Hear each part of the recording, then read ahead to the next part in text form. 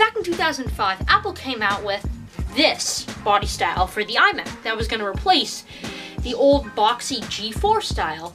Now, everybody was very, very happy about this. They were like, oh, it's going to be great. I mean, look how thin it is.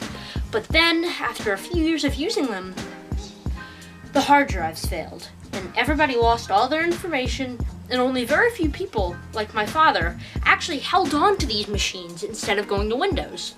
Now, if you wanted to hold on to one of these after a hard drive failure, which, come on, every single one of these pretty much fails, except for this one. I have another one in my basement that did fail. This one didn't fail somehow, which I'm sure it's gonna fail soon. But anyways, if you didn't want to have to resort to Windows or buying an older machine or spending like $5 grand on a new one, you could have bought 2 hard drives, one a completely installed Mac OS, made sure that it was compatible with the software inside a computer, probably beefing it up to 8 gigs of RAM and probably maybe replacing the GPU, which is a lot of work, by the way, and then setting it up with another Windows computer to configure it so then it would boot off on one hard drive, store information on another. And that's why, in my opinion, that these early G5s are probably the worst Apple product ever made, besides for the iPhone X. So today I'm going to be reviewing this generation of iMac. Then I'm going to be taking a look around it, possibly booting it up if it boots up, then giving it a Owen score, and yeah, let's do it. Alright, so, as you can tell on my desk, compared to my monitor back there, this thing is massive. As you can see, I've collected various stickers for this thing, like, I mean, I've never really used this as a main computer, but for a while, I did actually use this for, like, a server machine. So it was in my room, and I wanted it to look nice, so I put a fake LifeLock sticker and a denim sticker. Yeah, you gotta have a denim sticker. So just taking a look around it, you know, they're pretty standard. I'm sure you guys have seen these in your schools. I mean, there were like 10 of them in a lab at our school. This was one of the very first iMacs with the iSight camera and the microphone built in. Actually, I think it had 2. It had one up here, which you guys can't see because of my stupid white balance, and then a microphone right there, which was one of the first computers to actually have like a built-in microphone. Then again, the Apples were kind of the first all-in-one computers for a while. And the material for these is pretty much just plastic. It's like this like glossy plastic acrylic stuff.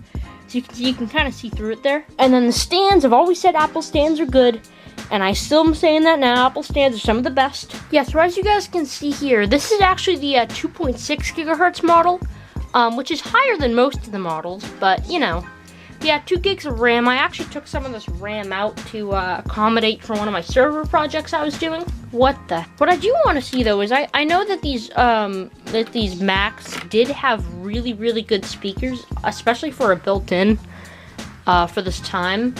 So I'm just gonna go to like one of my videos. Oh crap. Okay, so I'm gonna watch a clip from my video here. You need cinnamon.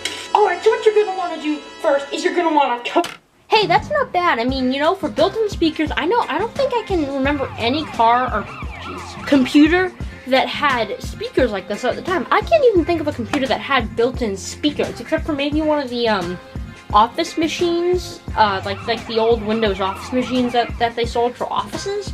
But those were only because it was like all-in-ones and stuff. Alright, so now it's time to rate the iMac. And if you guys want to see the new and improved Owen score, I will leave a link down in the description where I explain it. So, for durability and material quality, are the materials good?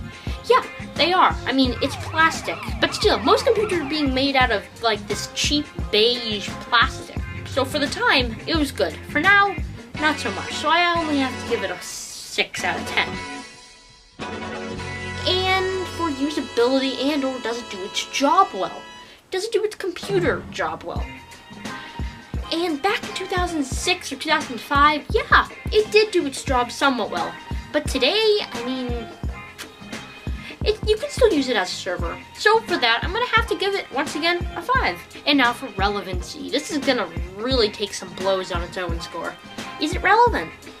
No, it's not relevant at all. It's just a slow computer, and if there was any relevancy left in it, it would only be for a server. But even then, it cannot run Bluebird SE, which is the one thing that I would use for a server.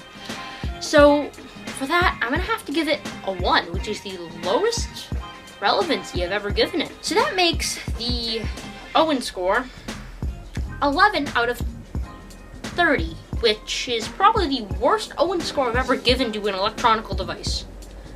Sorry. I was right, but it was beaten by a toy camera. So if you guys have enjoyed, make sure you subscribe and like and comment down below if you just heard that train go by. Anyways, I'll leave a link up here to the playlist, and subscribe here, and make sure to check out my website in the description. Anyways, stay tuned for my next video.